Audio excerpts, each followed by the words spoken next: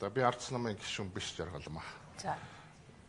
Энэ тийш тий ардчсан нам чинь одоо үнэн болтой юм байна ингээл амьтан хүний хөөж туугаад байгаа болтой дэг. Тэгэхээр би бол хэлж байгаа нөхдөд. Нэр тийш. Миний нөхдөд бол хөөгж байгаа юм байна.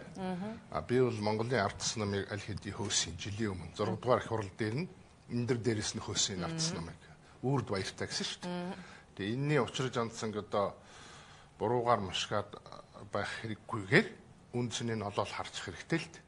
Үндэсний зөвлөлт хорооны гишүүдүүд гаднаас нь намайг харж байгаагаа дараагаа тоож зугаасан, дараагтаа цусгацсан, дараагийнхаа зүгтийг байж гүйсэн, дараагийнхаа төлөвчийг зузаад ийм нөхцөл болсон. Энэ нам шинжлэх царай одоо сая сууж байгаа. Энэ шинжлэхгүй хамруудаа. Шинжлэх юм цааш нь үзэл баримт бий болоо. Үзэл санаа. Тэгээд тэрийгээ дагсан зөв дүрм, заавал биелэгдэх дүрм. Тэгээд тэрнийхээ дараа яг хүү хэлэн тодорхой ийм концепт гаргаж та нар өнөөдөр намынхаа шинжлэх ярины ухаас шүү. Тэнцэцгээ. Энэ бол хэрэг. Тэгээд миний хувьд бол Монголын ардс нам баяртай, үрд баяртай. Би шин нам хүлээх, шин нам хүснэ. Тэр шин намыг байгуулах, бий болох үзэл баримтлал бүнийг дэмжинэ. Өнөөдрөөс эхлээд Монголын ардс намаас цосрол болсон цай. Энэ ардс нам эрхчлөө хүний эрхийг айл хэрэгтэй эдэлж байгаа нам юм бэ. Дарга болсон хүн болгоно тойрол сүмхийн бариад байдаг бялдуучлагчдыг тэжээдэг ийм орон зай юм уу?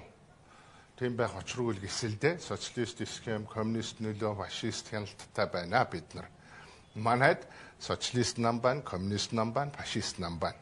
Ардын нам, ардчилсан нам, Монгол Ардын Хувьсгалт нам 3-ыг хэллээ шүү дээ тэр.